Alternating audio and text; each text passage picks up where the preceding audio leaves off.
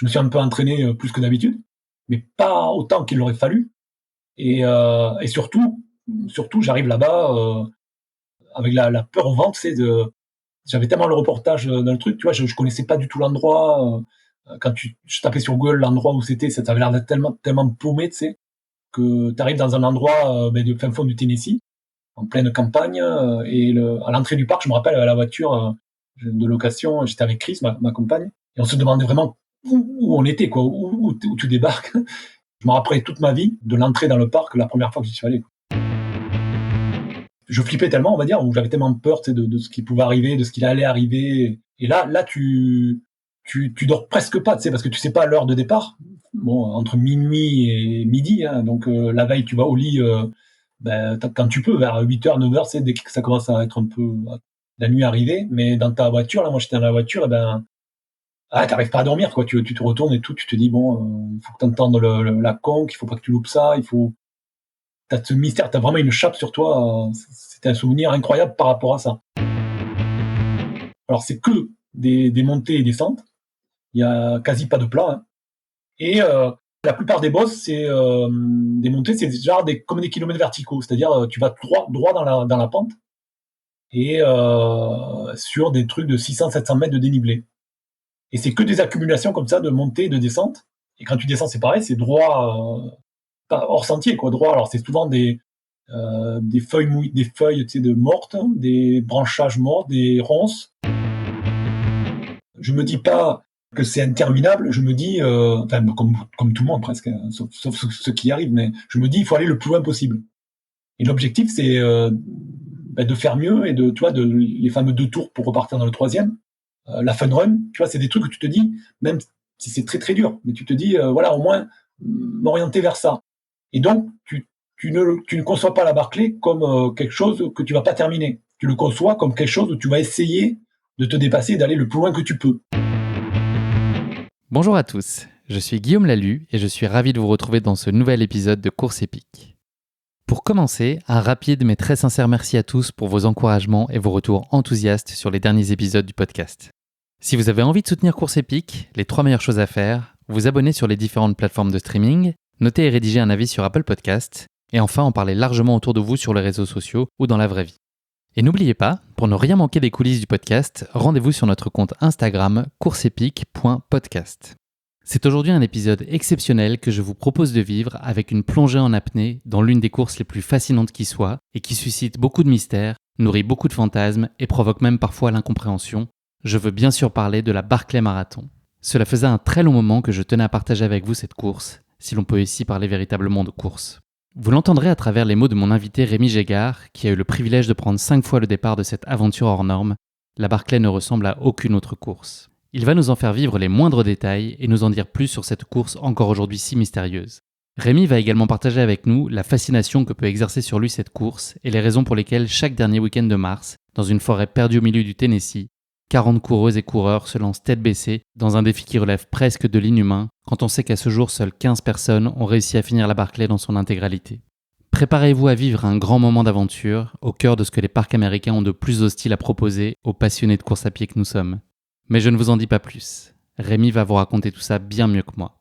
Bienvenue dans notre nouvel épisode de Course épique, Barclay cœur à vif.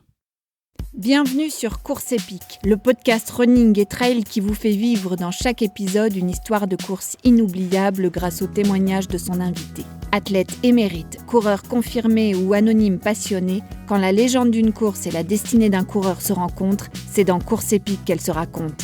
Course épique, c'est un invité, une course, une histoire hors du commun. Bonne écoute! Bonjour Rémi, je suis ravi de te recevoir dans ce 35e épisode de Course épique. Comment vas-tu ? Ça va très bien, merci de m'accueillir. C'était un grand plaisir. Avant qu'on parle plus particulièrement de ta pratique sportive, est-ce que tu pourrais te présenter à nos auditeurs pour ceux qui ne te connaîtraient peut-être pas, Rémi ? Oui, bien sûr. Alors Rémi Gégard, 50 ans, j'habite du côté de Toulouse, un peu plus haut que Toulouse. Et bon, évidemment trailer, hein, coureur depuis très longtemps. Et je m'occupe aussi d'une revue qui s'appelle Running Mag et du site internet qui va avec, runningmag.fr. Est-ce que tu pourrais nous parler de ta relation au sport lorsque tu étais enfant puis ado ? Quel était ton sport de prédilection dans tes plus jeunes années ? Alors tout à fait au début, quand on va dire d'entrée, 10-12 ans, j'ai fait du vélo. du cyclisme, pas trop mauvais niveau, on va dire, hein, on va rester humble. Vice-champion d'Aquitaine quand même et qualifié pour les France, c'est bien. Voilà, exactement. Ouais, j'étais pas trop mauvais en jeune jusqu'en junior. Et après, la course à pied est venue pour me préparer l'hiver pour le vélo. En fait, l'hiver, la saison de vélo s'arrêtait très tôt quand j'étais jeune. Et j'ai fait les crosses. J'ai commencé à faire des crosses l'hiver de course à pied pour maintenir la forme pour le vélo. Et après voilà, ça m'a plus quitté, quoi. La mouche t'a piqué. Et donc, c'est pas finalement un choix délibéré, c'était plutôt dans le cadre d'une préparation pour d'autres sports que vraiment un intérêt marqué pour la course à pied en elle-même. Voilà, tout à fait au début quand j'étais jeune, c'était ça, c'est-à-dire c'était pour combler quelques mois qui étaient un peu vides dans la saison de vélo. Après, bon, il y a eu une coupure quand même quand j'ai eu mon premier boulot. Je suis allé travailler à l'île de la Réunion comme journaliste. Là, j'ai fait une coupure, disons, de 3-4 ans, 3 ans de sport carrément.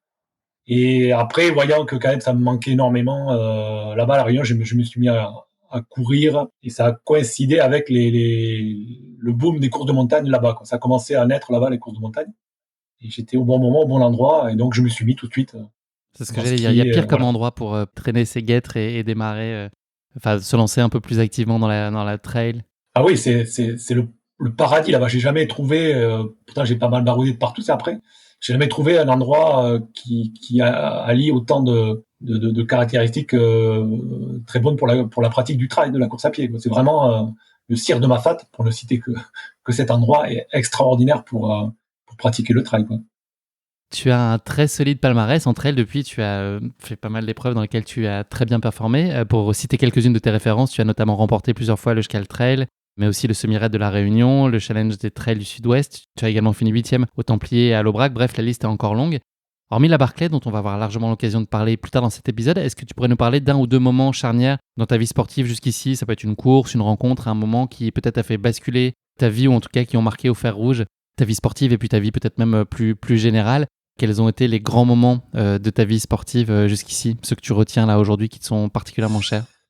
Oui, alors il y a ceux que je retiens, qui m'ont marqué. Après, de là à dire que ça a fait basculer, tu vois, même ma vie, bon, c'est toute une progression. J'ai jamais arrêté vraiment quand je m'y suis remis à la Réunion. C'était, tu vois, j'ai vraiment recommencé 98 là-bas à la Réunion en 98, même un peu plus tôt. Attends, pour pas tout mélanger, ouais, j'ai dû faire le Grand Raid 89, la première édition.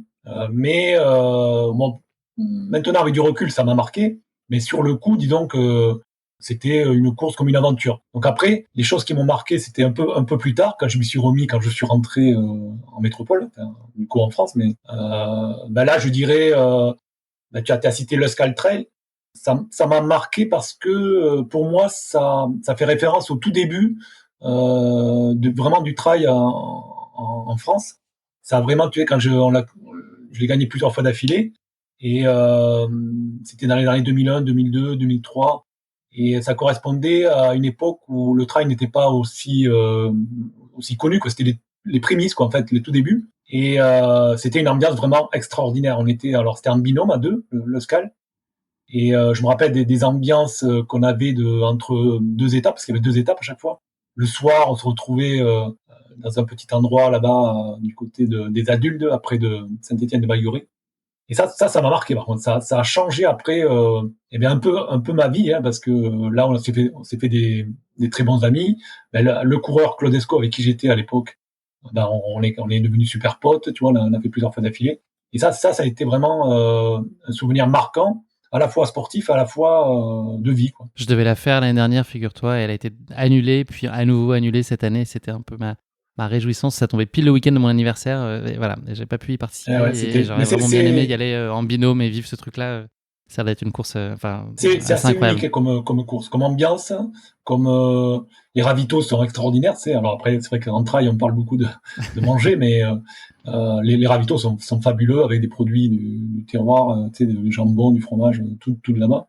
Ils savent Et, faire. et après, tu es avec quelqu'un tout le temps, donc tu es obligé de partager, de t'aider, de... Et c'est quelque chose de... Bon, alors après, c'est pas unique, parce que maintenant, ça a été pas mal repris, on peut en trouver d'autres, mais ça garde un côté un peu authentique, quoi. C'est tous ceux qui sont allés, tu sais, dans ton dernier épisode, tu t'es interrogé Nahu, elle passera. Et je pense qu'il a dû garder aussi un extraordinaire souvenir de cette course, quoi. Est-ce que tu as aujourd'hui un format de prédilection, Rémi? Là aussi, c'est en évolution, on va dire. Moi, j'ai toujours bien aimé, alors en performance pure, on va dire, hein, ce qui m'a un peu passé parce qu'avec l'âge, c'est un peu plus dur. Mais en performance pure, moi, j'aimais bien moi tout ce qui était jusqu'à 40, 50, tu vois. J'aimais bien, par exemple, à l'époque, les Templiers de l'époque, quand ils faisaient 67. Mhm. Parce que pour moi, j'arrivais pile poil, comme c'était pas, bon, je te parle toujours de la même période, mais c'était les années 2000, c'était pas encore très développé, donc on avait beaucoup cette référence au marathon, c'est les 42 kilomètres. Et quand tu te préparais, que tu étais bien pour un marathon, tu arrivais toujours à tenir 40, 50 sur un trail, tu avais l'endurance. Et pour moi, ça a été une belle distance, quoi. Après, maintenant, j'ai essayé depuis, parce qu'on va parler de la Barclay, mais depuis les préparations sur les courses comme la Barclay, j'ai essayé de passer un peu un stade pour essayer de faire un peu plus long, on va dire, voire beaucoup plus long. Et ça a été une période charnière, tu vois. Mais c'est quand même quelque chose d'assez récent, tu vois. C'est plutôt déjà 2000, pour moi, 2012, 2013, 2014. Quels sont aujourd'hui tes principaux critères pour choisir les courses auxquelles tu vas participer? Est-ce que l'idée c'est de partir à l'aventure, de refaire des courses que tu chéris et que tu aimes bien? C'est un prétexte pour voyager et parcourir le monde à l'époque où c'était plus facilement faisable et avant que ça le redevienne? Qu'est-ce qui est important pour toi dans les courses que tu choisis aujourd'hui? Oui, alors il y a deux façons de les choisir, je dirais. Il y en a une plus liée au côté petite course, j'appelle ça petite course, mais bon, c'est petite course authentique, c'est-à-dire où il n'y a pas forcément beaucoup de monde, mais tu vas plus pour découvrir le parcours, parler avec l'organisateur, retrouver des amis, tu sais, autour de la course. Donc c'est peut-être moins lié à la performance, moins stressant. Et c'est aussi, bon, en fait, pour être honnête, c'est aussi lié à mon boulot, tu sais, de responsable de running man, de journaliste. Donc j'y vais, je mélange un peu le boulot avec le plaisir de courir. Et il y a un choix par rapport à ça, donc c'est très proche de là où je suis. C'est toujours dans la région. Et après, l'autre façon de choisir, c'est aussi lié à des courses qui sont un peu différentes, qui ont quelque chose qui fait que tu as envie de découvrir. Alors là, je parle dans certains endroits, comme tu disais, de voyager, quand on pouvait encore le faire. Et c'est comme ça en fait que j'ai découvert la Barclay bien avant qu'elle soit aussi connue que maintenant. Parce j'ai toujours eu le côté de m'intéresser à des courses un peu qui ont quelque chose de différent, tu sais, qui a un petit côté énigmatique ou Atypique, mystérieux. ouais. Et voilà. Et là, j'ai toujours essayé de rechercher. La recherche avant m'a toujours plu, que de savoir pourquoi cette course, pourquoi elle était comme ça, pourquoi ça restait un peu secret. Ou alors, je parle pas que la Barclay forcément, tu sais, mais il y a des courses. Je parle par exemple de la Badwater qui reste un peu mythique, tu sais, aux États-Unis. Il y a un côté très très dur que pas beaucoup de gens terminent. Tu sais. J'aime bien le côté, je sais pas, le truc où tu te dis tiens, il y a quelque chose parce que peu de gens la terminent, ça fait peur, tu vois. Il y a ce côté-là pour aller chercher autre chose, quoi, un petit côté. Alors il y a le dépassement de soi, mais il y a le côté aussi exotique, tu sais, d'aller chercher le truc que pas beaucoup de monde finalement ils sont allés, quoi. C'est l'heure de notre pause autodiagnostic. Est-ce que tu pourrais nous parler de ce que tu considères être tes points forts, mais aussi tes éventuels points d'amélioration, qu'ils soient d'ordre physique ou mental? Oui, alors, ouais, c'est toujours difficile de parler de soi comme ça. Point fort, je dirais, ouais, je me blesse pas souvent. C'est parce que ça fait très longtemps que je cours. Et je pense que je dois avoir, comment on dit, un bon physique, tu vois, au Mhm. niveau physiologique, je dois être pas trop mal parce que depuis une quarantaine d'années, je me suis jamais vraiment blessé. Tu sais, il y a toujours des petits accros. Tu chutes Ouais, ouais. sur une course ou ça, mais 2 jours après, c'est passé. J'ai jamais eu trop de blessures qui m'ont obligé à stopper vraiment. Et comme j'aime bien courir, tu sais, c'est vraiment ma base de vie, on va dire, hein. Donc, si j'y vais pas quasi presque tous les jours depuis 40 ans, je suis toujours un peu malheureux. Donc ça m'a, tu vois, j'ai toujours réussi à pouvoir y aller. Disons que ça, c'est le point fort. Après, point faible, on va dire, peut-être, tu vois, je dirais, je suis, pas finir, mais je fais pas tout comme il faut, comme il faudrait alors maintenant, avec l'âge, bon, c'est passé, c'est trop tard, on va dire, mais j'ai jamais trop fait attention, tu sais, à bien manger, à faire comme il faut, faire gaffe tu vois, à prendre ce qu'il fallait, faire un peu de régime, tu vois ce que je veux dire. Mhm. C'est pas Donc tant j'ai dans la jamais, préparation, c'est plus dans la discipline voilà, exactement. nutritive. Ouais. Moi, j'ai fait gaffe souvent, hein, sur des périodes et tout, mais Bon, il y a toujours, voilà, j'ai jamais été vraiment le hyper pro dans les préparations. J'ai jamais eu de coach, tu vois. J'ai toujours fait de mon côté un peu au feeling. Donc, Et c'est pareil dans tes entraînements, est-ce que tu gères toi aussi à ta main ou est-ce que tu suis un protocole et c'est assez encadré et structuré dans tes préparations de course quand tu as des objectifs définis? Est-ce que tu mets en branle un chemin très structuré ou est-ce que pareil, tu te connais bien, tu te fais confiance et tu composes un peu en t'écoutant et sur la base de ton expérience aussi des nombreuses courses auxquelles tu as participé pour construire au mieux la préparation qui te va bien? oui, bah alors du coup, jusqu'à présent, jusqu'à il y a pas si longtemps, ouais, j'ai toujours fait un peu au feeling, avec des arrangements alors très personnels, mais liés à mon expérience en fait. Hein, à force de faire des courses de telle distance et tout, tu te dis bon voilà, tu sais que si tu vas mettre telle quantité de kilomètres sur la semaine, tu sais que tu vas t'affûter, que finalement au bout d'un moment tu vas être quand même vachement prêt, tu vois. Si tu fais que, je sais pas, 1 ou 2 mois vraiment à fond sur un truc, bah, tu sais que tu te reposes un peu et hop, tu vas être forme optimale le jour J. Donc ça c'est toujours bien réussi à le faire, sauf que il y a quand même un facteur qui joue de plus en plus, c'est l'âge, quoi. Forcément, tu es obligé de mélanger avec la récupération, des coups de fatigue que tu n'avais pas forcément. Donc, tu t'adaptes par rapport à ça.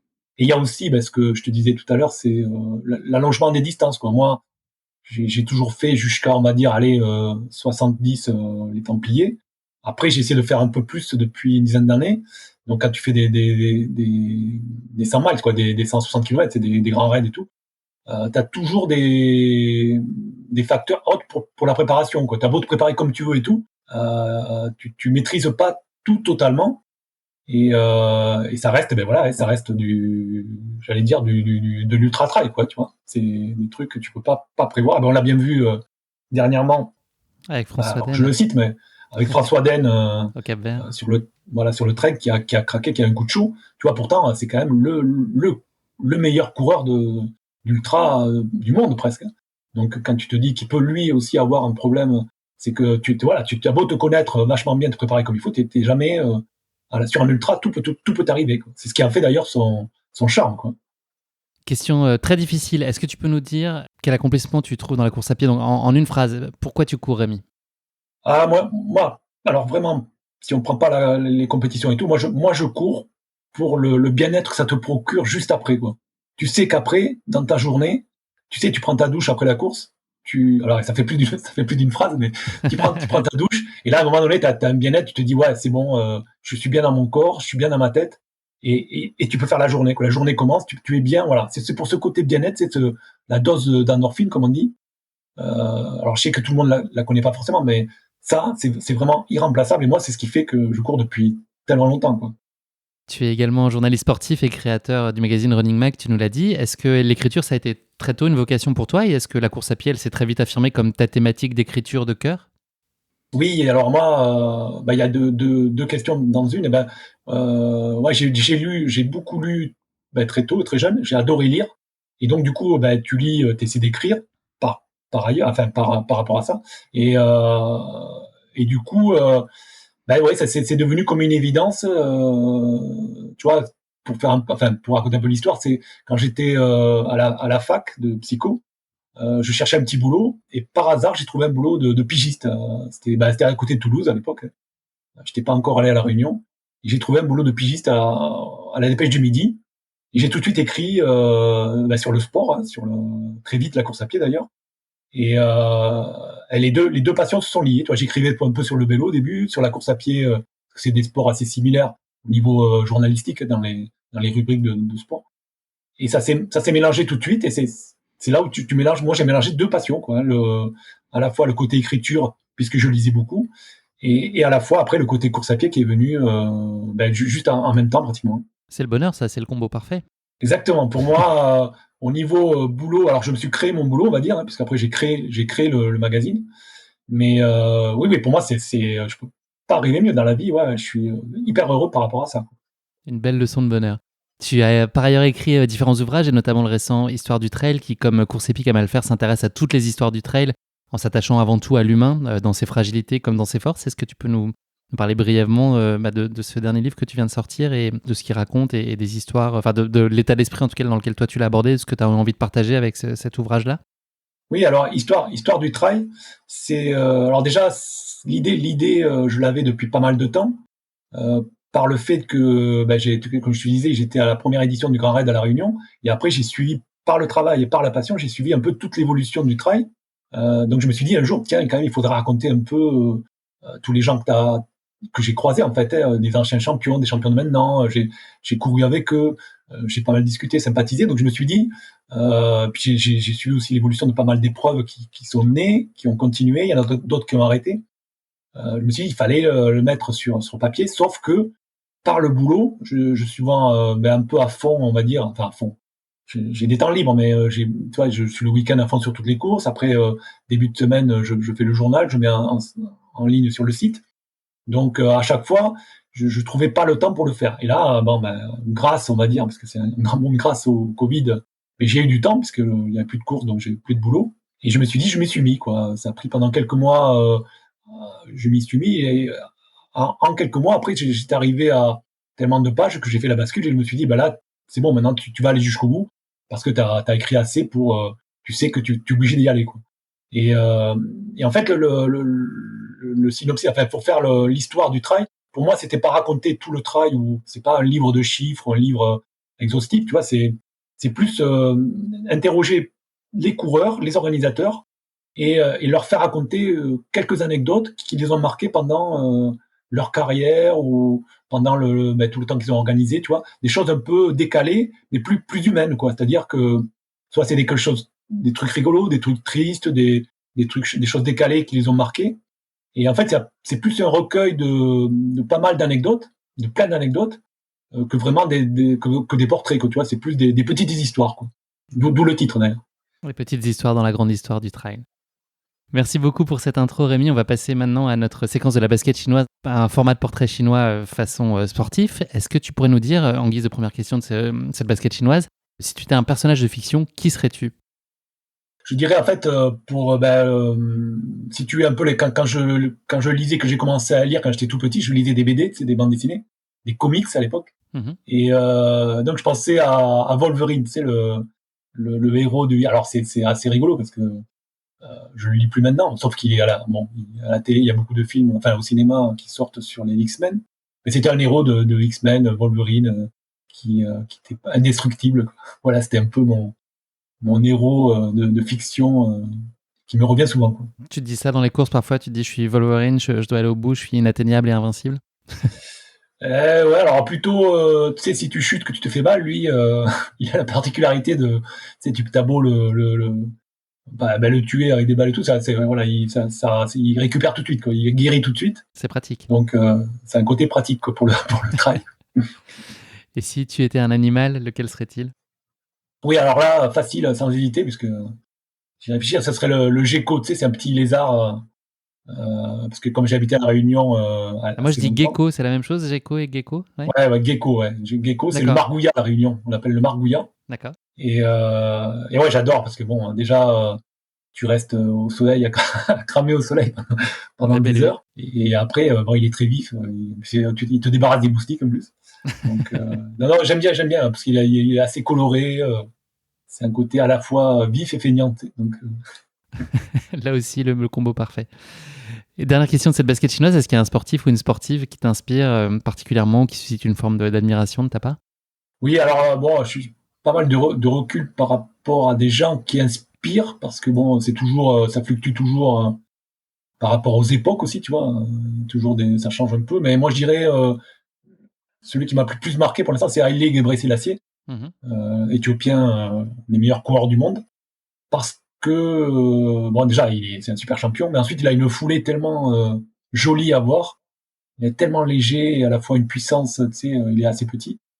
Et moi, ça m'a toujours de le voir courir comme ça, tellement bien placé, et avec une foulée tellement féline que lui, il m'a marqué vraiment. C'est le coureur pour moi d'excellent. Est-ce qu'il court plus vite que Wolverine, tu penses ? Ouais, ça dépend de la distance, je pense. Merci beaucoup Rémi. Le moment est venu de parler de ta course épique, la Barclay Marathon, à laquelle tu as pris part 5 fois. Tu as donc un sacré retour d'expérience à partager avec nous. Pour présenter cette course en quelques mots, la Barclay Marathon pourrait sembler tout droit sortie des plus grands scénarios hollywoodiens. À ce titre, elle se rapproche d'ailleurs plus du scénario de film d'horreur que de la comédie romantique. Vous allez pouvoir en juger par vous-même, entre fascination et crainte, la Barclay interroge autant qu'elle fait rêver. Organisée dans le parc de Frozen Head dans le Tennessee, cette fascinante course à travers les bois est composée de 5 boucles qui totalisent une longueur approximative de 160 km et 18 000 mètres de dénivelé positif. Elle peut même atteindre plus de 200 km et 20 000 mètres de D+, selon les années, au gré d'un parcours qui évolue au fil des éditions. En comparaison, l'Ultra Trail du Mont Blanc ou la Hard Rock 100 propose environ 10 000 mètres de dénivelé positif, soit moitié moins. Pour en donner les grands principes, cette course à laquelle seulement 40 personnes ont le privilège de prendre le départ chaque année doit être complétée en moins de 60 heures en réalisant chaque boucle en moins de 12 heures à moins d'opter pour la Fun Run, un format écourté et constitué de 3 boucles seulement, à réaliser lui en moins de 40 heures, soit moins de 13h20 par boucle. Les coureurs disposent d'une carte géographique basique fournie uniquement la veille de la course et qui délimite un parcours approximatif. La Barclay, elle a été imaginée par Gary Lazarus Lake Cantrell, alias Laz, qui s'est inspiré de la fuite d'un prisonnier du pénitencier avoisinant de Brushy Mountain. En 1977, le fugitif en question, James Earl Ray, assassin de Martin Luther King, a réussi à parcourir seulement 13 km en 55 heures de course dans les bois avant d'être repris par la police. Laz aurait trouvé cette distance tellement dérisoire et prétendu pouvoir lui-même courir au moins 100 miles dans les mêmes conditions. Ainsi était née la Barclay. Depuis 1986, seuls 15 coureurs ont terminé les 5 boucles de cette course, soit moins de 2% des 800 coureurs qui ont tenté l'expérience. Personne n'a réussi à franchir la ligne d'arrivée d'ailleurs depuis 2017, cela vous donne une petite idée de la difficulté de l'épreuve. Durant la course, les coureurs doivent trouver des livres placés sur leur parcours et déchirer la page qui correspond à leur numéro de dossard, ce numéro de dossard changeant à chaque tour entamé pour prouver qu'ils ont parcouru le bon chemin. Aucune aide GPS ou montre connectée n'est autorisée, les coureurs doivent s'orienter uniquement à l'aide de boussoles et de la carte préalablement fournie. Et il n'y a bien évidemment aucune balise ni station de premiers soins, ça serait beaucoup trop facile. Personne ne sait non plus quand commence exactement la course, elle peut démarrer n'importe quand entre minuit et midi le samedi qui précède le 1er avril chaque année, 1 heure après que Laz ait sonné le signal avec une conque, une coquille de mollusque utilisée comme instrument avant. Le départ est ensuite officiellement donné lorsque Laz allume sa cigarette. La ligne de départ et d'arrivée est symbolisée par une barrière jaune désormais mythique présente au milieu d'une route du parc. Les coureurs doivent la toucher afin d'attester la fin d'un tour. L'abandon d'un coureur est joué à la trompette par la sonnerie aux morts. Aussi atypique que la course en elle-même, l'inscription à la Barclay constitue déjà une épreuve en soi. Pour espérer faire partie des 40 heureux élus, les coureurs doivent trouver par eux-mêmes un moyen d'entrer en contact avec Laz, puisqu'aucun site web n'est consacré à l'événement, mais tu vas nous raconter tout ça en détail, Rémi. Je finis de planter le décor de cette course en concluant cette introduction avec les propres mots de Lazarus Lake, qui illustrent à merveille sa philosophie. Les coureurs ont l'habitude de suivre un tracé, ils traversent les bois, mais ils ne voient jamais rien. Si vous enlevez la prochaine flèche ou la prochaine rubalise, ils sont perdus. Une bonne course est une expérience totale, pas juste se pointer, sortir de sa voiture, courir et rentrer chez soi.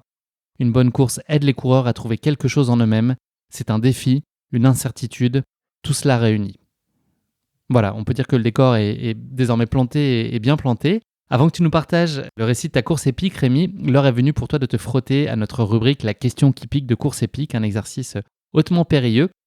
Alors comme tu le sais, comme j'ai eu l'occasion de te le dire lors de nos échanges préparatoires, la question qui pique, elle a souvent tendance à être tirée par les cheveux et celle-ci ne va pas déroger à la règle et quand bien même son personnage principal n'en avait pas beaucoup.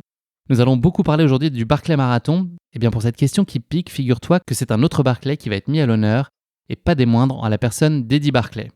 Je t'avais dit, on fait un gros pas de côté. Pour le présenter si nécessaire, Eddie Barclay, décédé depuis une quinzaine d'années maintenant, est à l'origine un pionnier de l'édition et de la production phonographique française, avant de symboliser l'image d'un showbiz à la française et des clichés qui vont avec. Voilà ma question qui pique pour toi, Rémi. En 1948, Eddie Barclay est à l'origine de l'importation en France d'une innovation musicale qui connaît ces dernières années un fort regain d'intérêt. Saurais-tu me dire laquelle ? L'importation d'une nouveauté musicale. Ouais. Ouais, qui a contribué aussi à relancer modestement l'industrie musicale ces dernières années au même titre que le streaming.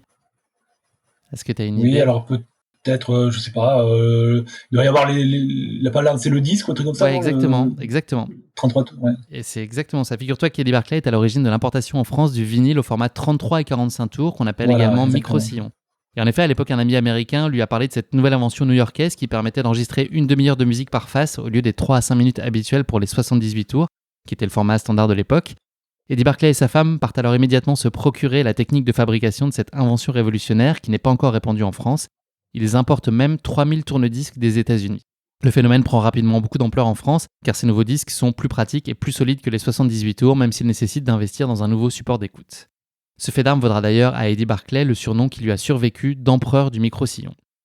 Bon, quoi qu'il en soit, je suis pas certain qu'Eddie Barclay aurait tenu le choc sur une Barclay marathon, mais je suis par contre convaincu que dans les marathons de soirée alcoolisée, il a été bien souvent finisher. En tout cas, il y a pas mal de photos qui l'attestent. Il avait il s'est beaucoup marié, je pense aussi. Ouais, il a 8 fois. Écoute, j'ai appris ça en préparant cette question qui pique.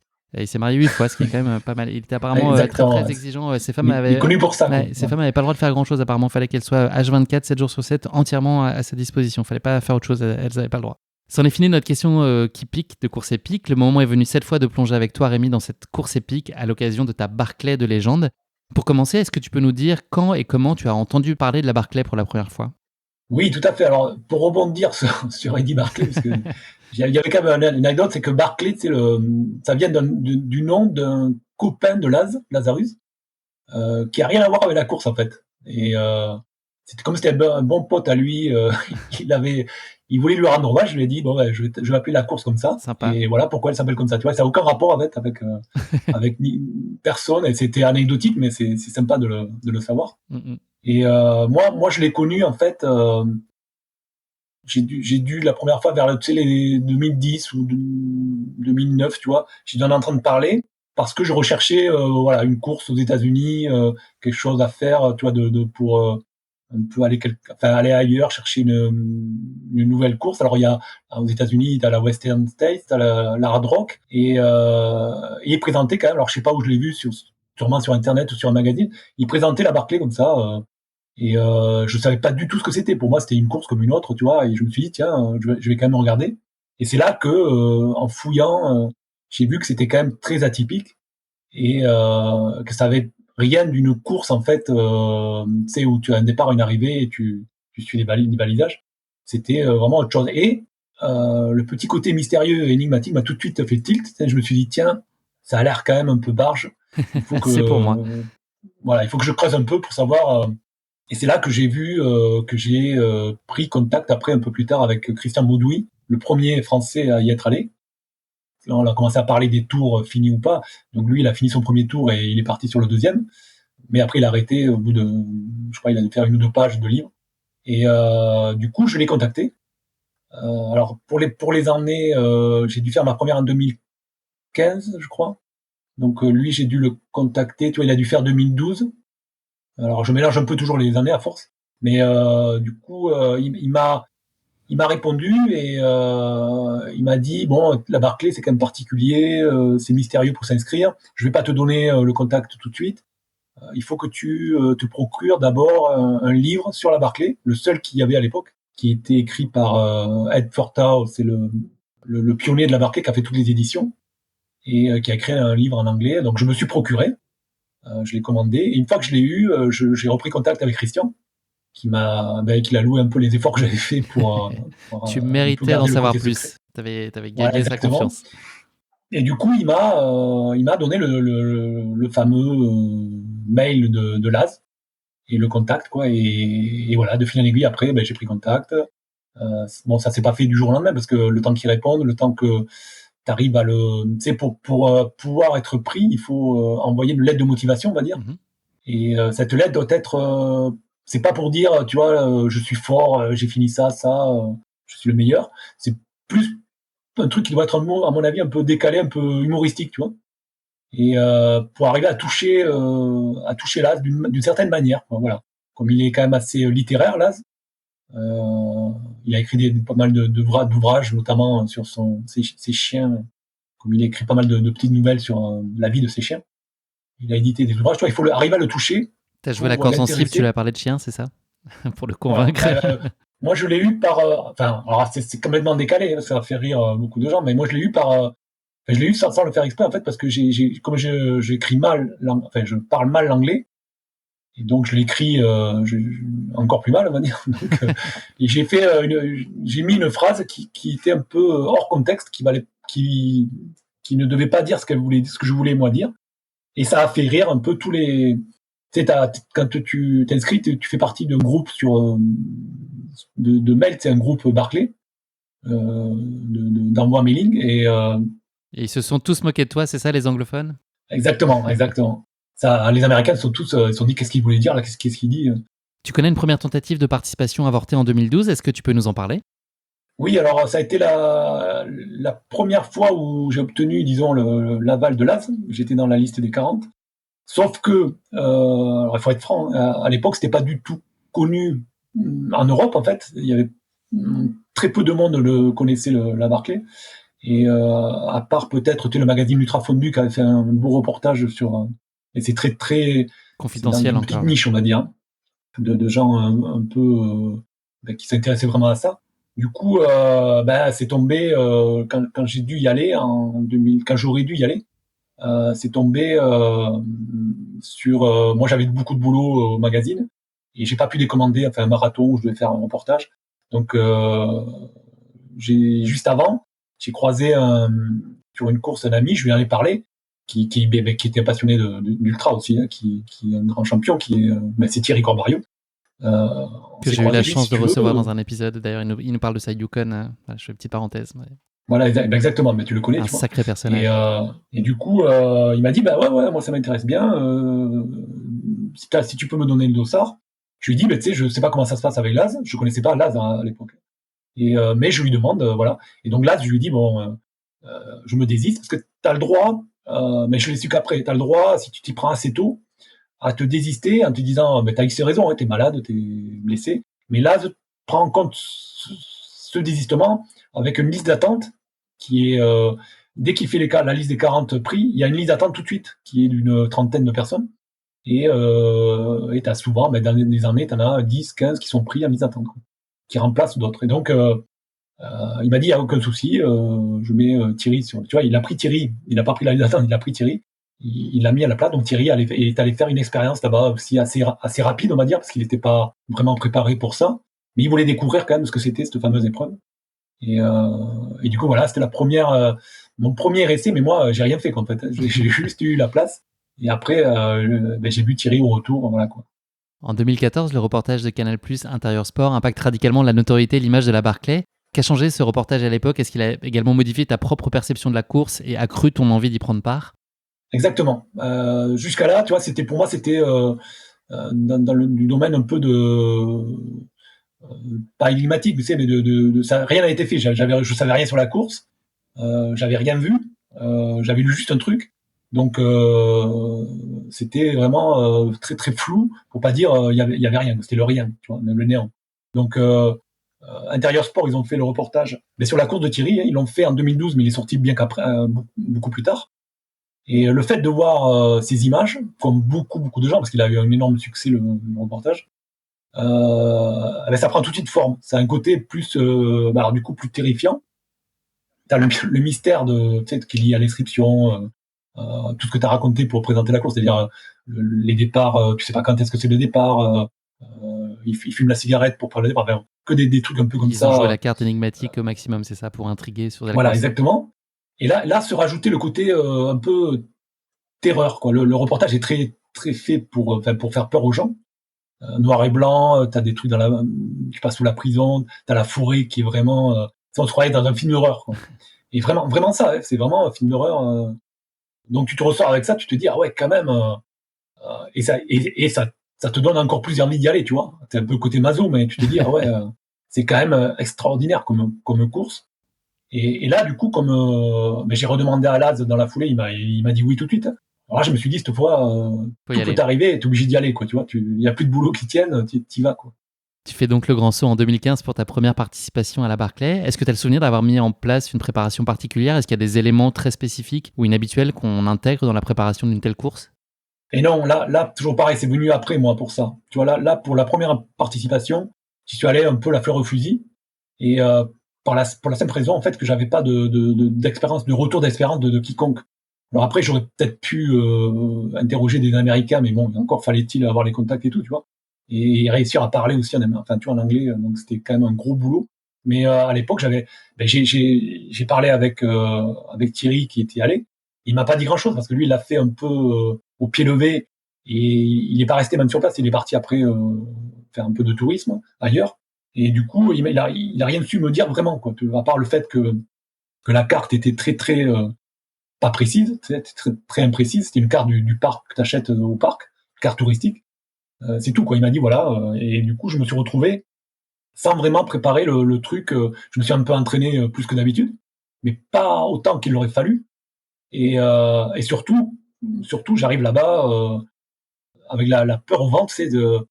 J'avais tellement le reportage dans le truc, tu vois, je connaissais pas du tout l'endroit. Quand je tapais sur Google l'endroit où c'était, ça avait l'air d'être tellement paumé, tu sais, que tu arrives dans un endroit de fin fond du Tennessee, en pleine campagne, à l'entrée du parc, je me rappelle, à la voiture de location, j'étais avec Chris, ma compagne, et on se demandait vraiment où on était, quoi, où tu débarques.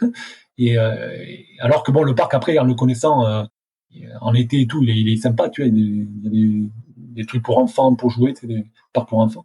Et là, en plein hiver, c'est un truc tellement lugubre que tu te dis, ah ouais, quand même, c'est comme ça, quoi. Oui, et puis tu avais des a priori, donc forcément, ça a dû biaiser aussi ta perception au moment où tu t'entrais dans le parc.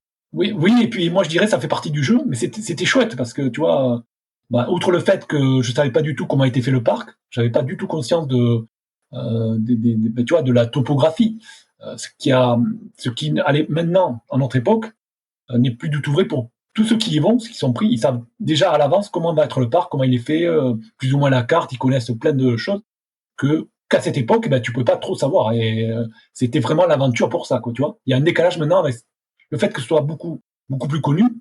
Il y a beaucoup plus d'accès à des infos. Tu vois, ça s'accumule les infos. Et finalement, voilà, ça a perdu un peu moins d'aventure. Moi, ça a perdu son côté un peu plus aventure. Et au début, il y avait ce côté un peu, t'y allais vraiment sans rien savoir du tout. Ça avait côté prenant, tu vois. Je me rappelais toute ma vie de l'entrée dans le parc la première fois que j'y suis allé, quoi. C'était. Est-ce que tu peux nous en dire un peu plus sur la dimension logistique et ta propre organisation à l'occasion de ta première participation? Qu'est-ce que tu as emmené? Enfin, dans ta voiture, c'est ta maison en fait, et puis tu as un stock de matériel, de bouffe, à boire. Enfin, comment est-ce que, niveau logistique, tu t'organises? Oui, alors là, par contre, ça n'a pas trop changé par rapport au début, parce que tu y vas en te disant, je vais faire le mieux que je peux. Alors là, c'est un peu plus sur les années. La première année, je savais pas, donc j'ai fait comme j'ai pu. Mais après, tu te prépares, ouais, alors au niveau logistique, tu prépares dans ta voiture. Alors, toi, soit tu as une tente ou tu vois, tu as des places réservées au parc pour les coureurs. Tu as une quarantaine de places. Tout le côté parking, camping est pris par les coureurs. Mais moi, je suis resté dans une grande voiture, en fait, qui fait un peu comme un van, hein. Et là, je dormais et j'avais tous mes sacs à côté. Et tu te prépares toutes tes doses de ravito. Mais alors, évidemment, tu prépares pour aller le plus loin possible. Donc, tu prépares pour 3 jours, tu sais, les 5 tours. Sauf que tu vas jamais. Donc, tu as préparé pratiquement 3 quarts des choses qui vont servir à rien. Mais moi, tu prépares à chaque fois comme ça, quoi. Tu as des rechanges, des affaires de rechange de côté, tes petites poches avec, pour chaque tour, ce que tu dois reprendre, tes piles de la frontale. Tu vois, tu prépares ça. C'est un peu, chacun est un peu préparé pareil, en fait, hein, mais tu te sers que d'un minimum, parce que souvent, si tu arrives à faire un tour, puis deux, voilà, c'est le max, souvent. Donc, t'as vite, tu vois, tu te prépares bien, mais tu te sers pas de tout. Est-ce qu'on s'autorise à rêver de faire un résultat quand on participe à une Barclay pour la première fois? Est-ce qu'on se dit qu'on a une chance, aussi infime soit-elle, d'aller au bout? Alors ça, presque, ça fait partie du rêve, tu sais. C'est un truc que tu as en toi, qui fait que tu as envie de le faire comme si tu jouais, tu sais, parce que la Barclay, c'est quand même, avec tous les facteurs que tu as cités, ça devient presque un jeu, quoi, ou un jeu de piste, ou tu vois et c'est un truc c'est comme si tu jouais au loto et tu te dis, il y a quand même une possibilité au loto que je gagne. Mais tu sais que c'est rare, c'est pratiquement impossible, tu vois. Personne ne gagne au loto, quasiment. Il y en a quand même qui arrivent à gagner. Alors tu te dis, ouais, mais bon, pourquoi pas, pourquoi tout serait pas aligné ce jour-là? Tu aurais retrouvé une forme comme quand tu étais jeune, tu étais super bon, tu retrouves une forme pareille. Et puis, voilà, tu arrives à passer le cap, tu vas suivre le premier tour avec la bonne personne, enfin voilà, tu te dis que tout peut se regrouper au bon Hmm. moment. Tout peut se Mais voilà, passer c'est très parti favorablement ou à l'inverse. Enfin voilà, il y a beaucoup voilà, ça fait partie du d'incertitudes dans rêve, les deux quoi. sens. Exactement. Est-ce que tu as eu l'occasion d'échanger avec Laz avant la course? Comment est-ce qu'il est? Qu'est-ce qu'il dégage ou l'inspire en vrai? Est-ce qu'il est conforme à l'image de bonhomie et de sympathie, doublé d'une certaine forme de ce qu'on pourrait appeler presque du sadisme? Ou est-ce que c'est juste un personnage haut en couleur, un peu taquin, qui est bourré de second degré? Alors, il y a les deux, il y a deux versions, parce que ce que tu viens de dire là, c'est vraiment le personnage. Il a plein d'humour et quand tu discutes avec lui, il est très très humain. C'est un humaniste, c'est. Donc, mais ça, il joue un personnage quand il est sur la Barclay, quoi, quand il est sur la course pendant toute la durée, pendant 3-4 jours. Il arrive, tu sais, la veille de la course, dans l'après-midi, hein, parce que le soir, il y a le petit pastel avec le poulet qui fait cuire sur une plaque. Et quand il arrive, il installe toutes les plaques minéralogiques là, que chacun amène à la première édition. Bien maintenant, il y en a quelques centaines et il met quelques heures à tout installer, tu sais, à tout tendre comme sur des fils à linge comme ça. Et il est toujours, tu sais, avec un grand manteau là de cow-boy avec son chapeau. Et il joue un peu le côté qui fait peur, quoi, tu vois, pour un peu. Il est dans un personnage un peu de film et entre western et film d'horreur. Et du coup, non, là, quand tu le connais que sur ça, là, tu peux te dire ah ouais, quand même, il est assez effrayant. Après, dès que tu le connais hors course, hors cette course, bon, voilà, après il redevient le Laz beaucoup plus humain, beaucoup plus décontracté, tu vois. Voilà, c'est comme ça que je le perçois. Après, il est venu, tu sais, comme j'avais dit, il est venu à la maison chez moi après la 3e participation, je crois, ou la 2e. Je l'ai invité un peu pour le remercier de ce qu'il m'avait fait vivre, quoi. Et donc là, j'ai appris à le connaître, à discuter vraiment avec lui et tout. Et moi, ça n'a plus rien à voir, quoi. Est-ce que tu peux nous parler des heures qui précèdent le départ? Comment tu te sens à ce moment-là? Est-ce que l'angoisse et l'inquiétude est encore plus forte alors qu'on touche quasiment au but et au départ? Ou est-ce que pour le coup, tu as été plutôt dans une logique de dire que tu es très impatient que ça démarre et que tu puisses enfin te confronter à cette Barclay? Oui, alors, là, si tu parles de la première édition, en 2015, là j'étais vraiment... je flippais tellement, on va dire, ou j'avais tellement peur, tu sais, de ce qui pouvait arriver, de ce qui allait arriver. Et là, tu dors presque pas, tu sais, parce que tu sais pas l'heure de départ. Bon, entre minuit et midi, hein, donc la veille, tu vas au lit quand tu peux, vers 8h, 9h, c'est dès que ça commence à être un peu... Le soleil a tombé, la nuit est arrivée, mais dans ta voiture, là, moi j'étais dans la voiture, et t'arrives pas à dormir, quoi. Tu te retournes et tout, tu te dis, bon, il faut que t'entendes la conque, il faut pas que tu loupes ça, t'as ce mystère, t'as vraiment une chape sur toi, c'était un souvenir incroyable par rapport à ça. Après, évidemment, alors, je dis pas qu'après t'as pas peur, évidemment, mais c'est quand même beaucoup plus atténué et tu profites un peu plus de l'ambiance du camp avec les autres coureurs où tu arrives à discuter et tout. La première édition était particulière quand même. Ouais. Pour ça, ça a été chaud. Est-ce que tu avais défini une stratégie de course particulière en imaginant que ce soit possible de le faire? Non. Quand j'y suis allé, la première, c'était plus, on voit comment ça se passe, quoi. Comme je connaissais pas du tout le parc, ni le parcours évidemment, mais pas le parc, pas le moindre bouquin, parce qu'il y a quelques livres après qui sont un peu, qui se recoupent, quand ils sont au même endroit. Il y en a 2 ou 3 qui met à chaque fois au même endroit, là où il y a l'eau, le point d'eau, là où il y a la prison. Mais même ça, je savais pas à l'époque. Donc non, j'y suis allé comme ça pour voir, quoi, pour voir comment c'est, essayer comme on dit, essayer de suivre un peu ce qu'il avait déjà fait, tu sais, qu'il appelle les vétérans, pour essayer de rester calé pour voir au moins un tour. Et c'est ce qui s'est passé, quoi. Est-ce qu'il y a une chose que tu appréhendes plus particulièrement avant de prendre le départ? Oui, alors là, par rapport aux plusieurs éditions, hein, plusieurs années d'expérience, le truc que j'apprends le plus, on va dire, c'est de me dire, de pas me perdre tout de suite, tu vois, de pas me retrouver esselé, pas arriver, tu vois, c'est souvent là-bas la météo est souvent hyper changeante et hyper difficile entre brouillard, pluie intense et tout, et froid. Donc me retrouver perdu un peu tout de suite et être obligé de revenir, tu sais, alors que t'as fait 2 bouquins. Là, je trouve ça quand même, ça ferait très mal quand même. Tu vois ce que je veux dire? Tu te prépares pendant des mois et tu fais le voyage et tout, et revenir à la voiture comme ça tout de suite. Là, voilà, c'est ce qui me fait le plus peur, quoi, à chaque fois. Est-ce que tu peux nous parler maintenant donc de la façon dont s'est passée cette édition 2015 pour toi, en commençant par le premier tour? Quelles sont les principales difficultés que tu as rencontrées tout au long du parcours? Est-ce que tu peux un peu nous projeter dans le décor dans lequel tu évolues et puis des principales difficultés et des moments un peu clés de ce premier tour? Oui, alors la première édition 2015, alors je la garde en mémoire parce que c'était la découverte totale. Donc là, je me souviens on était 3, alors moi on était 4, quoi, avec moi 3 et plus moi.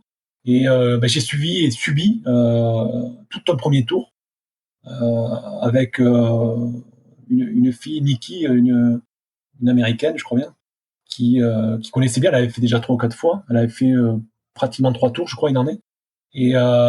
Mais pas avec du recul maintenant, elle a fait beaucoup de hors-piste, mais alors vraiment dans les ronds c'est tout, mais j'ai jamais fait aussi déchirant que ce premier tour, quoi. Il y a beaucoup d'endroits où elle aurait pu faire un peu différent, et du coup moi j'ai fait que suivre, on va dire, et j'ai énormément subi les passages dans les ronds où on se déchirait de partout, c'est ce qui m'a le plus marqué, ce côté tout à fait hors sentier et tout le temps à fond moi, pour juste arriver à suivre, quoi.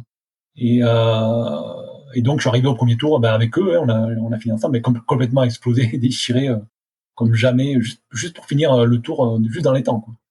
Et quel sentiment on ressent justement quand on arrive à boucler un premier tour pour sa première participation à une Barclay? Qu'est-ce que ça t'a ressenti à ce Oui, moment-là? alors quand même content, quoi, parce que je savais, les deux Français entre guillemets qui l'avaient tenté avaient fait un tour, et pas plus, quoi, hein, en fait. Thierry, pas tout à fait dans les temps, et Christian avait fait un tour, était reparti dans le deuxième. Donc je savais que j'étais dans le timing, on va dire. Donc dans le timing normal, tu vois, mais ça fait que il y avait que 2 expériences avant. Et donc déjà content pour ça. Je me dis au moins, ce que je disais avant, je suis pas revenu tout de suite, même si j'ai pas fait grand chose au niveau orientation parce que j'ai fait que suivre, on va dire. Mais une fois que tu es entraîné dans le fait de suivre, tu es un peu déboussolé. Si t'as pas regardé ta boussole tout de suite, en fait, si t'as pas regardé la carte et tout, tu es un peu déboussolé, donc tu es obligé de te dire, allez, il faut absolument que je reste avec, sinon je sais même plus où je suis moi dans le parc, tu vois. C'est pour ça que je disais la connaissance du parc, si tenter que tu vas avant pour reconnaître, que maintenant les gens savent un peu comment il est même sans y être allé. Ça, je le savais pas moi, à l'époque. Donc, si je m'étais retrouvé tout seul, j'étais paumé au milieu du parc, sans savoir, tu vois, par où rentrer même. Donc voilà. C'était un peu le côté. J'étais content d'avoir fait ce premier tour, au moins pour une première édition. Et donc sur le parcours, là tu nous as parlé des ronces, enfin, il y a beaucoup de montées, c'est beaucoup de bosses, c'est boisé, enfin, si on doit Ah se oui, projeter et visualiser à quoi ça ressemble concrètement la Barclay. On a vu un certain nombre d'images, mais est-ce qu'avec tes mots tu peux nous dire, c'est ça, oui, cette espèce de alors, contexte la de force parcours? avec l'expérience, ouais, je commence à bien connaître alors, du coup le parc. Et non, alors c'est beaucoup. Alors c'est que des montées et des descentes. Il y a quasi pas de plat, hein. Et à chaque fois, c'est alors il y a un peu de sentier au début, un peu à la fin. Sentier, ce que j'appelle sentier de randonnée, hein. On va dire 3 kilomètres au début, 3 kilomètres à la fin, et un peu au milieu, mais pas beaucoup. Tu vois, sur les 40 kilomètres, tu dois en avoir 5-6 de sentiers. Et après, c'est que du hors-sentier. Et la plupart des bosses, c'est des montées, c'est genre comme des kilomètres verticaux. C'est-à-dire, tu vas droit dans la pente, et sur des trucs de 600-700 mètres de dénivelé. Et c'est que des accumulations comme ça de montées et de descentes. Et quand tu descends, c'est pareil, c'est droit, hors sentier, quoi, droit. Alors c'est souvent des feuilles tu sais, de mortes, des branchages morts, des ronces, et tout autour de toi, c'est que, alors c'est parce que c'est l'hiver, hein, mais c'est que des arbres. On a l'impression presque des arbres morts, quoi, tu vois. C'est des arbres, l'hiver, voilà, il y a pas de feuilles, il y a pas de feuillage, et c'est ce qui donne un peu le côté à la fois triste, un peu lugubre, et à la fois aussi uniforme. C'est que ça, quoi. Le parc, c'est que des collines avec à perte de vue des arbres d'hiver, des arbres morts. Et donc voilà, c'est très paumatoire par rapport à ça, quoi. C'est-à-dire que tout se ressemble, et c'est des successions de petits monts. Voilà. Alors je dis des collines, mais tu as quand même des montées directes de 700-800 mètres direct dans la pente, quoi. Si on se repenche sur ta course de 2015, est-ce que c'est difficile de relancer la machine pour un deuxième tour quand on sait ce qui nous attend, ou au contraire c'est en quelque sorte plus rassurant parce qu'on a déjà un aperçu du terrain et on s'est déjà frotté en fait au parcours? Est-ce que tu traînes les pieds pour relancer, ou est-ce que tu dis allez, ok, maintenant je sais où je mets les pieds et ça va aller, ce sera dur physiquement, mais en tout cas j'en sais un peu plus? Ouais, pour moi, non. Pour 2015, alors c'est assez concis, assez bref. C'est que j'étais déjà bien cramé. J'avais fait que subir le premier sans savoir. Alors, je savais rien du tout, en fait, hein. J'avais rien appris sur le parcours. J'ai fait que suivre Niki, et du coup, le deuxième, je relance, mais je sais que voilà, je vais arrêter tout de suite, quoi. Je suis pratiquement plus dans la course. Je relance pour dire, tu vois, j'y suis allé. Et je crois que je suis allé sur un bouquin, mais c'était fini, quoi. Parce que le premier bouquin, entre guillemets, tu montes le sentier qui est un peu plus pas balisé, c'est le sentier du parc. Si, il est balisé, quoi, en fait, mais par les balises du parc. Et après, voilà, le premier bouquin, après, j'arrête, quoi, je rentre, je suis explosé, quoi. Là, c'est un cas un peu particulier parce que tu as fait demi-tour assez tôt dans le second tour, mais concrètement, comment est-ce qu'il est possible de revenir au camp de base une fois qu'on a décidé d'abandonner et qu'on est au milieu du parcours? C'est quoi les moyens les plus simples et les plus directs de rentrer Oui, à la maison? le parc t'as quand même des sentiers de randonnée, tu dois en avoir 3 ou 4 avec des noms qui sont nominés. Et t'en as un qui fait le tour dans le nord, un qui fait le tour par le sud, tu vois, enfin un bout sud, un bout nord, et 2 ou 3 qui font la transversale, quoi. Donc, une fois selon où tu es dans le parc, t'as toujours possibilité, soit de faire demi-tour si t'es sur le sentier, tu restes sur le sentier, soit d'aller chercher, choper un bout de ce sentier. Alors c'est des trails, ça s'appelle des trails, de ce sentier-là qui te ramène soit en transversale plus vite à la porte jaune, quoi, la Yellow Gate. Qu'est-ce que ça a été le principal enseignement que tu as retenu de cette première Barclay, ton principal apprentissage sur cette saison 1 de ton aventure Barclay?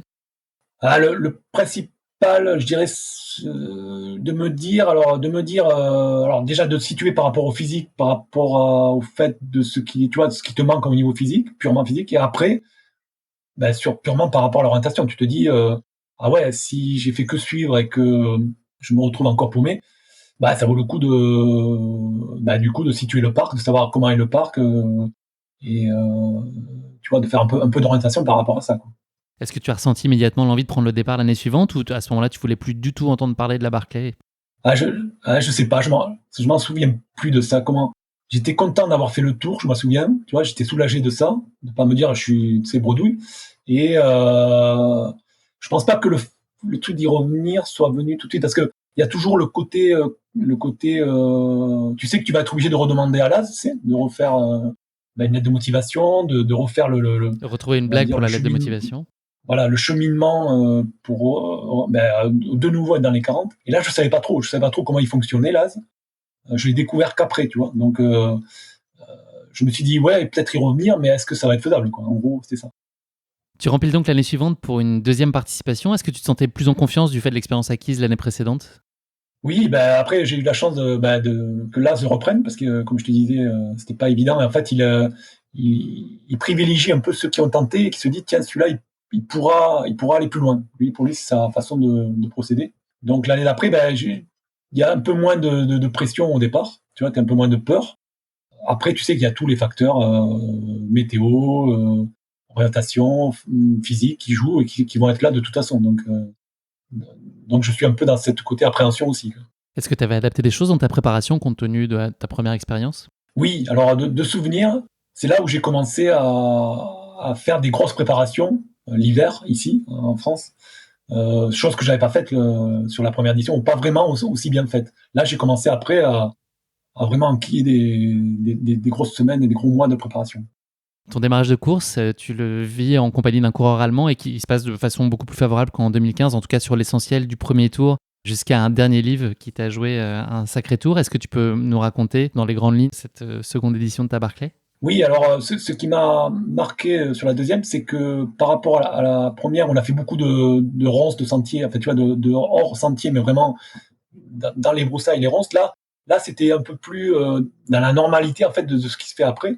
C'est-à-dire qu'il il y a beaucoup d'endroits où tu peux quand même contourner des ronces, on va dire, et même si c'est du hors sentier. Donc là, je me retrouve avec un Allemand et son collègue allemand, je crois que c'était deux. Et du coup, même là, il y a un peu plus côté entraide qu'il n'y avait pas la première année, c'est-à-dire que j'essaye de regarder où on est, de me situer. Et du coup, côté physique aussi, je me sens un peu mieux. Tu vois, je subis beaucoup moins, quoi, le premier tour. Et même mais comme tu disais, dans le dernier bouquin de souvenirs, je me dis ouais, je sais où il est. Donc avec l'allemand, dans la dernière grosse montée là, qui est carrément un kilomètre vertical, je le lâche un peu et en me disant oui, bon c'est le dernier bouquin, je sais à gros où il est, donc j'y vais. Et sauf que je suis allé de l'autre côté carrément par où il fallait arriver au sommet. C'est un sommet très étalé avec des gros rochers partout. Et là, tout seul, je me paume et je mets allez, 3/4 d'heure, alors qu'on était vachement en avance au niveau timing par rapport, tu sais, il faut mettre 12 heures pour le premier tour, pour un tour, et là, on était dans les 10 heures. Et je me dis, bon, allez, tu bascules et à 10h30, t'y es, quoi. Comment est-ce que tu Et gères non, ça psychologiquement, Rémi, cette phase où tu vois s'envoler les précieuses minutes que tu as gagnées justement avec cette course que tu as mieux gérée? Est-ce que ça fout une surpression? Est-ce que tu paniques ou est-ce que ça crée du stress et donc tu es peut-être même moins efficace dans la recherche de ce bouquin parce que tu constates le temps qui s'effile et alors que tu pensais être mieux? Ah ouais, totalement. Ouais. Là, il y a tout qui se mélange. En fait, t'arrives, t'es bien, mais t'as la fatigue quand même qui commence à être là, et tu commences à stresser. Tu te dis, ah, c'est pas possible. Je vais être au-delà de 12 heures. T'as le temps qui passe, c'est très vite, et tu fais rien. Quoi, t'essaies de trouver. J'essaie de voir si l'Allemand qui était censé être pas loin, finalement, je vois pas sa frontale parce que la nuit était tombée. Et je me dis, mais il est passé par où et en fait, j'étais carrément du mauvais côté du versant du sommet. Et à un moment donné, presque de dépit, je m'arrête, je regarde la carte, je regarde la boussole, et là je me dis ah ouais ça y est, ouais, je vois l'erreur qui est faite, et, euh, et j'arrive juste à me reprendre pour reprendre le bon petit sentier de l'autre côté, et j'arrive juste, pareil, j'ai dû mettre 11h30 comme la première année, sauf que ça aurait pas dû se passer comme ça quoi. Voilà. Est-ce que tu as envisagé de pas repartir pour le deuxième tour? Et non, là je m'étais dit quand même quoi qu'il arrive. Sauf hors temps évidemment, mais si tu es dans les temps, tu repars pour essayer de faire mieux quand même que l'année d'avant. C'est toujours le leitmotiv quand même de faire mieux que l'année précédente, tu vois. Donc je repars, et même si ça se passe mal aussi, pareil, mais au moins je suis reparti. À quel moment tu décides de faire demi-tour? Euh, ben, de mémoire, c'était un peu plus loin que la première année, parce que la première année, je suis reparti, mais c'est pour revenir vite. Et comme je repars tout seul. Pareil, je suis dans les derniers à repartir, parce que sur le deuxième tour, au niveau timing, je suis limite. Et je me retrouve vite tout seul. J'ai dû faire aller un plus loin que la première fois, mais j'ai dû faire 3 bouquins, je pense, ou 2, ouais, 3 livres. Et j'arrive, je vois que je suis complètement impossible au niveau timing, de toute façon, de faire le second tour. Donc, tu vois, avec du recul, maintenant, je sais que j'aurais dû quand même continuer, quoi, tu vois. Mais bon, quand tu commences à être crevé sur place, t'es plus dans le timing. Tu te dis, bon, ça sert à quoi? Allez, hop, je rentre. Et là, j'ai pris un chemin de traverse, justement, comme tu disais. J'étais en haut du parc pour rentrer, et j'aurais dû, tu vois, sur ce coup-là, j'aurais dû continuer pour apprendre après le reste, comment trouver les autres, tu vois. L'expérience que tu as acquis sur place, c'est irremplaçable. Ta participation l'année suivante, en 2017, reste pour toi une très mauvaise expérience, alors même que tu pensais avoir peut-être un coup à jouer avec un deuxième tour à parcourir potentiellement 2 jours. Est-ce que tu peux nous raconter cette édition et cette désillusion que tu as connue l'année suivante? Ça, c'était une édition épique par rapport à ce départ. C'est la première fois qu'on partait aussitôt, enfin des trois fois que je l'ai fait. Il nous réveille à 1h40, donc on part à 2h40 en pleine nuit. Et là, il y a un brouillard de folie. Et du coup, le premier livre, qui était toujours à peu près au même endroit, là, il le change. Il avait changé de place. Donc, on part assez vite, hein, avec les premiers devant. Au moins, jusqu'au premier livre, tu te dis, bon, tu essaies de suivre le groupe. Et là, les devants, alors les champions qui sont devant, les 2 ou 3 qui avaient déjà terminé la course, qui connaissent bien l'endroit, se paument. Mais tout le monde suit, quoi. Tout le monde se paume avec beaucoup de gens, quoi, la majorité. Et du coup, là, à un moment donné, quand on arrive au premier bouquin qu'ils ont enfin fini par trouver au début, enfin les premiers, là, ça part dans tous les sens. Tout le monde part à fond pour essayer d'aller sur l'autre bouquin, et ça avec le brouillard. Tout de suite, je me retrouve dans la première descente tout seul, isolé. Et en bas de la descente, je rejoins, alors parce qu'on était encore une quarantaine à peu près dans la même zone, quoi. Je me retrouve avec un Américain, un marathonien assez connu sur route. Et là, on a fait après, on est carrément de l'autre côté de la rivière, la première rivière, pas du bon côté. Et on commence à chercher. Je me rappelle, on traverse le truc dans l'eau, on a de l'eau jusque la poitrine presque, dans les premiers trucs. On s'est dit, ah voilà, c'est pas possible, ça va pas le faire. Ça va mal se passer. Et là, on a fait une journée de folie avec lui, après avec 2 autres qui nous ont rejoints, à beaucoup rafuter, à se tromper sur pas mal d'endroits. Et pour finalement faire le tour en 13h40 ou 14h. Donc on était juste hors délai de la possibilité de repartir, parce que c'était 13h20 pour un tour optimal. Et on est obligé d'arrêter, quoi, voilà. On repart pas sur second tour, parce que là, on n'était pas dans les temps. Donc, première fois que ça m'était arrivé.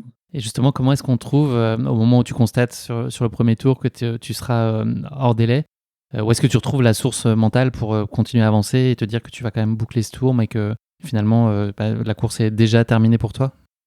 C'est par rapport à ce que je te disais, c'est-à-dire que tu peux pas y aller pour tout de suite revenir. Tu sais, tu te dis, ouais, de toute façon, donc tu vas et tu boucles le tour. C'est une façon de dire que tu as bouclé le tour, même s'il n'est pas validé, puisque tu es hors délai. Mais au moins, tu l'as fait. Tu te dis, je l'ai fait.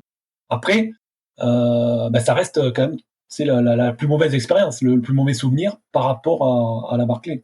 Donc, c'est un peu comme si, tu vois, c'est un peu le scénario le plus noir, le plus mauvais.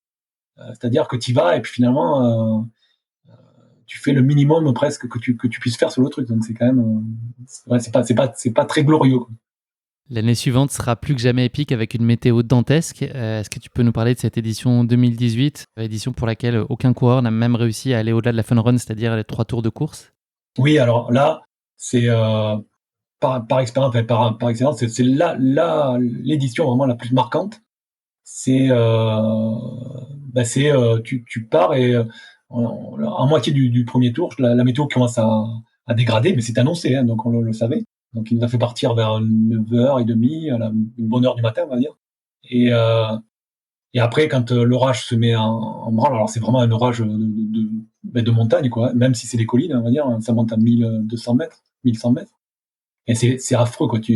T'as vraiment des kilos d'eau qui tombent, un truc, tu vois plus rien, mais t'es, t'es trempé tout de suite, tu peux avoir ce que tu veux sur toi, t'es vraiment essoré.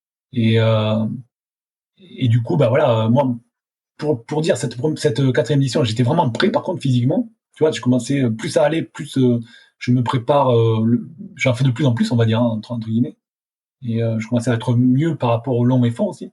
Et du coup, j'étais un peu dépité, hein, parce que peut-être physiquement, ça aurait été j'aurais peut-être pu aller plus loin, tu vois. C'est l'année où ça aurait pu se faire.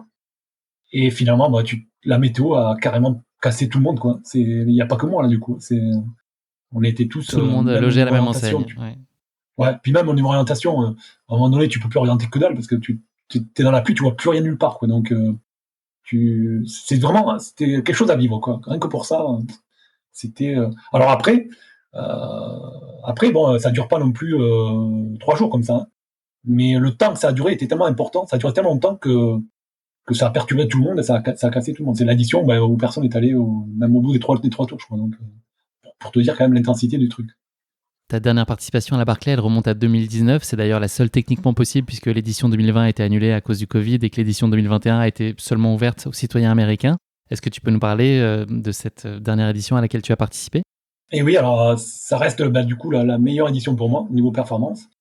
Donc quelque part le meilleur souvenir. Mais bon, même s'il y a eu quand même des souvenirs, comme je te dis, la première avec la peur, ça reste un souvenir quand même très fort. Celle-là, ben, par la préparation qui devient de plus en plus pointue par rapport à la Barclay, j'arrive à mieux me préparer spécifiquement pour ça. Et l'expérience aussi des trucs un peu plus longs, où j'ai fait pas mal d'autres courses un peu plus longues et que j'ai jamais faites. Et du coup, j'arrive à faire le tour cette fois avec le meilleur chrono que j'ai jamais fait. J'ai dû faire 10h20 ou quelque chose comme ça, ou 10h30. Et ça va être sixième du groupe, septième, tu vois. Donc, je me dis, bon, là, tout s'est bien passé. Je me retrouve avec le Suédois, Johan, et on fait le premier tour comme il faut. Je suis calé avec lui. Donc, tout se passe bien, entre guillemets. Le seul petit détail, c'est que pour enchaîner le deuxième tour, le fameux que j'aurais bien aimé pour une fois au moins aller au bout, je n'arrive pas à repartir avec lui. Je suis juste décalé de 300 mètres avec lui. Et impossible de le reprendre dans la montée, la première montée. Je marque un peu le coup, moi, physiquement. Pas complètement, pas explosé comme j'ai pu l'être la première édition ou la deuxième. Mais je marque un peu le coup. Et j'ai pas pu le reprendre. Et du coup, une nouvelle fois, je me retrouve un peu esselé, mais j'arrive à enchaîner quelques livres, quelques pages, avec l'expérience aussi un peu de la topographie du parc, de me situer un peu par rapport au parc. Et je me retrouve après avec un groupe un groupe un peu plus loin, donc je me dis ça peut le faire, sauf que la météo qui se remet dessus, tu vois, le froid et une grosse pluie qui arrive. Et mis bout à bout, voilà, je vois que ça passe, le chrono passe, et je suis quand même assez éloigné du chrono, enfin au niveau chrono pour faire le tour. Donc c'est là j'ai fait en gros un tour et demi, quoi, un tour, et j'ai dû faire 5 pages ou 6. J'arrive tout à fait de l'autre côté du parc, et là je prends une traverse pour revenir sur la Yellow Gate. Et donc j'ai fait moi, ma meilleure perf que j'ai jamais faite, mais j'ai pas réussi à finir le second tour. Donc, tu vois, ça reste, c'est bien et à la fois, Un petit goût toujours d'inachevé frustré de encore. pas être allé, parce que physiquement, le fait d'avoir été jusqu'à l'autre bout et d'être obligé quand même de rentrer, en traverse, tu te dis que j'aurais pas fait, peut-être pas loin de faire les 2 tours, quoi. Donc, physiquement, hein. Donc après, faut quand même trouver les bouts, quand même. Donc, voilà où j'en suis, quoi. Est-ce qu'on apprend encore des choses sur la course après 5 participations? Oui, alors après, en apprentissage, je pense plus parce que t'as un moment donné où tu commences à bien connaître le parc. Tu sais comment Laz place les bouquins, enfin comment il essaye de te paumer un peu quand il te donne son petit descriptif avant le départ. Tu sais comment il écrit par rapport à ça, là où il veut te faire aller. Donc tu connais Laz, tu connais un peu le parc, tu sais les facteurs qui peuvent jouer sur le déroulé de la course, c'est-à-dire la météo, ton côté physique, avec qui tu vas être pendant le premier ou le deuxième tour, tu vois, avec qui tu te retrouves. Tu as le côté un peu chance. Donc tu connais tous les facteurs. Donc après, tu n'as plus grand-chose à apprendre, si ce n'est que tu te dis, pourvu que tout aille, tu vois, tout aille ensemble ce coup-ci, quoi. Que tout soit aligné pour que ça aille le plus loin possible. À quel point est-ce que c'est difficile psychologiquement de se lancer dans une course qu'on sait qu'elle est quasi impossible à terminer? Comment est-ce qu'on fait pour trouver la motivation et qu'est-ce qui finalement, toi, te donne envie d'y revenir année après année? Et bien moi, c'est ce qui est le plus facile, entre guillemets, c'est que je me dis pas que c'est interminable, je me dis, enfin, comme tout le monde presque, hein, sauf ceux qui y arrivent, mais je me dis, il faut aller le plus loin possible. Et l'objectif, c'est de faire mieux et tu vois, les fameux 2 tours pour repartir dans le troisième. La fun run, tu vois, c'est des trucs que tu te dis, même si c'est très très dur, mais tu te dis, voilà, au moins m'orienter vers ça. Et donc, tu ne conçois pas la Barclay comme quelque chose que tu vas pas terminer. Tu le conçois comme quelque chose où tu vas essayer de te dépasser et d'aller le plus loin que tu peux. C'est la différence entre, tu vois, quand tu parles à quelqu'un lambda, que tu parles de la Barclay, il va te dire, ah ouais, mais bon, si c'est pour pas terminer la course, à quoi ça sert? Mais moi, je le conçois pas comme ça, quoi, tu vois, je le conçois pas une course à terminer, mais en quelque chose où tu vas le plus loin que tu peux dans ça. Puis voilà, quoi, c'est pas une même conception de la chose. Quels sont selon toi les critères et les qualités indispensables pour espérer faire bonne figure à la Barclay? Alors, ouais, de l'abnégation, c'est-à-dire alors préparation, une grosse préparation, c'est-à-dire tu sais que pendant 3-4 mois, tu es obligé de faire des kilomètres, des grosses distances, d'en bouffer, quelle que soit la météo. Et après être un peu, comment dire, être un peu baroudeur, c'est pas aimer le confort, quoi, tu vois. C'est-à-dire, tu sais que tu vas en chier au niveau météo, au niveau bouffe, tu prends tout avec toi, que tu vas passer dans des endroits où tu passes jamais, quoi, des trucs de ronces et tout. Donc être un peu roots, quoi, tu vois, un peu le mec qui a envie d'en chier par rapport à ça, quoi. Donc c'est deux qualités, un peu aventurier, enfin, pas aventurier de koh hein, aventurier qui aime bien partir comme ça en rando tout seul avec son sac et se démerder. Un peu ce côté-là et un peu le côté quand même très physique par rapport au fait que tu sais que ça va être très dur physiquement. Donc voilà, c'est les deux côtés qui font les qualités de mec de Barclay, quoi. Si tu devais retenir une image de toutes tes Barclay, quelle serait-elle? Ah, comme ça, comme ça, comme ça. Une, c'est dur, une, parce que je t'ai parlé beaucoup de la première fois où je suis rentré dans le parc. Donc c'est celle qui me revient toujours, tu vois, celle qui marque. Mais après, celle qui me marque maintenant, celle qui me revient là, c'est quand je remets les pages à l'as sous l'orage. C'est la 4e édition. Il y a un orage dantesque là, et on voit la vidéo ou la photo où on est on est sous la pluie totale dans le noir, et c'est presque l'apocalypse. Et je remets les pages à l'as quand même du bouquin, tu sais, parce que j'ai fini le premier tour. Ça, c'est hyper marquant par rapport à ça. Ouais, très représentatif de la course, effectivement. Maintenant, tu peux nous le dire pour l'avoir très largement expérimenté, au-delà de son seul tracé, qu'y a-t-il de si spécial avec la Barclay que les autres courses n'ont pas? Ah, la Barclay, c'est pas, je dirais, ce qui est spécial, c'est que c'est pas vraiment une course, quoi. C'est plus une aventure. Et donc, c'est le mélange de plusieurs facteurs, quoi. Ben, on en a parlé beaucoup, hein. C'est la topographie, c'est un peu d'orientation, c'est le côté un peu l'as qui fait tout pour te paumer, plutôt que pour t'aider. Euh, et un peu de chance aussi, tu vois, un peu la météo. Donc il y a plein de facteurs qui se greffent, qui font que c'est hors course, quoi. C'est pas une course, c'est voilà, c'est vraiment la Barclay, quoi. Qu'est-ce que tu dirais à quelqu'un qui viendrait te voir demain en te disant qu'il souhaite participer pour la première fois à la Barclay? Tu lui dis fonce, tu lui dis Ah, attention à ça, comment tu réagis? bah, je lui dis non, je lui dis pourquoi pas, hein. C'est que toi, c'est comme ça fait partie d'un rêve potentiel que tu peux avoir par rapport, tu vois, quand t'es coureur et que t'aimes bien les ultras, ça fait pas partir d'un rêve ou d'une quête que tu peux avoir. Je dis vas-y, fonce, prépare-toi quand même le mieux que tu peux au niveau déjà physique. Essaye de au niveau orientation, j'allais dire, mais il faut savoir se servir dans la boussole, mais c'est pas optimal parce que il y en a plein qui sont des super orientateurs qui finalement, pareil, t'arrives à être paumé quand t'arrives pas à lire comme il faut les inscriptions, les directives de l'AS. Donc, prépare-toi du mieux possible physiquement et oriente-toi quand même à la boussole. Sache te servir d'une boussole et puis voilà quoi. C'est l'heure de ta petite revanche, Rémi. On va inverser les rôles avec ce bon vieux Laz. Si tu devais imaginer une course à lui faire vivre, quels en seraient les principaux ingrédients Ah, c'est dur parce que Laz, pour que lui il sache bizarrement, aussi ce qui vous fait vivre? et oui, lui, Laz, tu vois, il a quand même énormément crapahuté. Il a pas mal. Et c'est un ultra runner. Il a traversé les États-Unis en courant de tous les côtés, dans tout ça. Il est encore en ce moment, à l'heure où je te parle, en train de traverser. Alors c'est Du en nord au marchant sud, maintenant, c'est mais ça, ouais. voilà, exactement. Il fait quand même une nouvelle Lascon, comme il appelle. Tu sais. Donc il est quand même toujours actif, en recherche de défis. Donc difficile de trouver un défi qui soit à sa mesure par rapport au personnage que c'est, tu sais. Parce il a quand même, comment dire, c'est un coureur, un ultra runner dans l'âme, tu vois.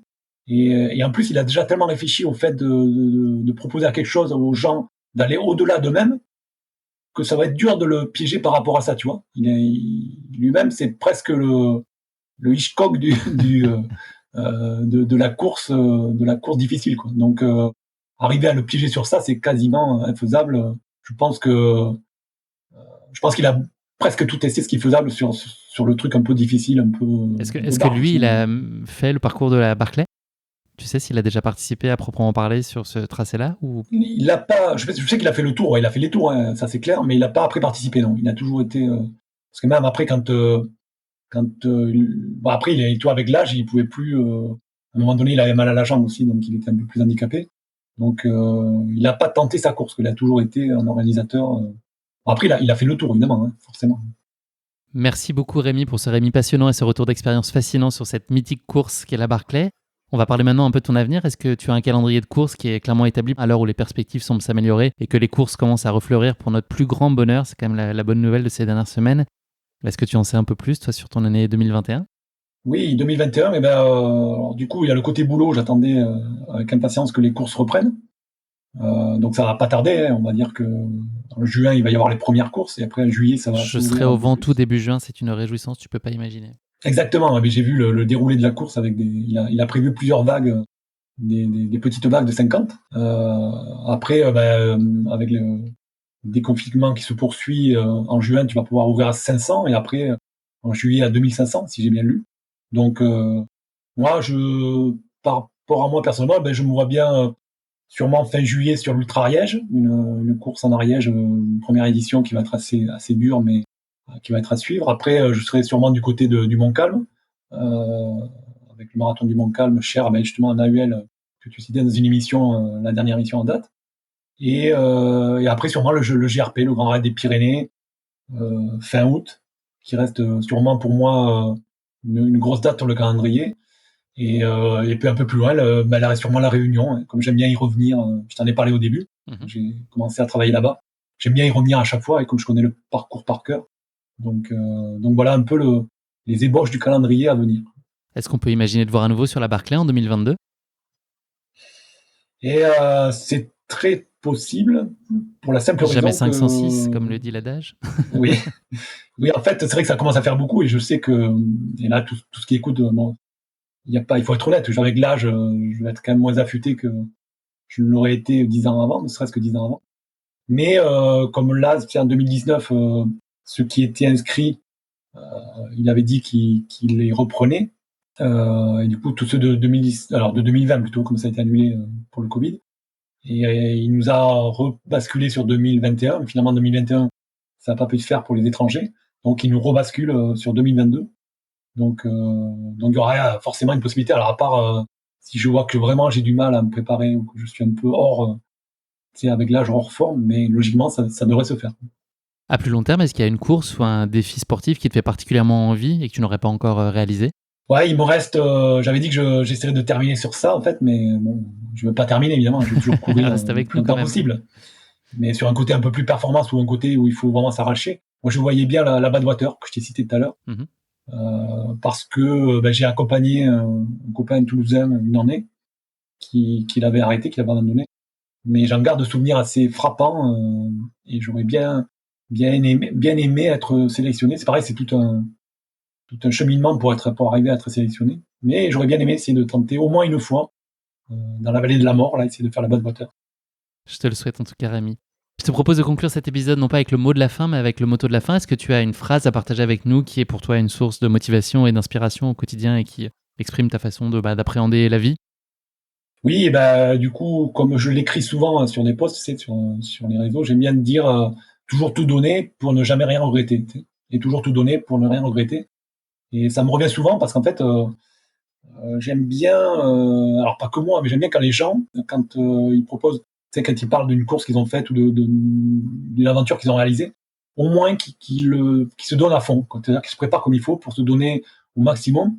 Comme ça, tu peux dire, au moins, si t'as pas, si t'as pas réussi ou si t'as pas été au bout, si t'as eu un échec, tu relativises, tu te dis au moins j'ai fait tout ce que je pouvais et ça s'est terminé comme ça, mais au moins je ne peux pas regretter parce que je sais que j'ai donné tout ce que je voulais. Et j'aime bien, c'est sportif, mais j'aime bien aussi dans tous les domaines que ce soit un peu pareil.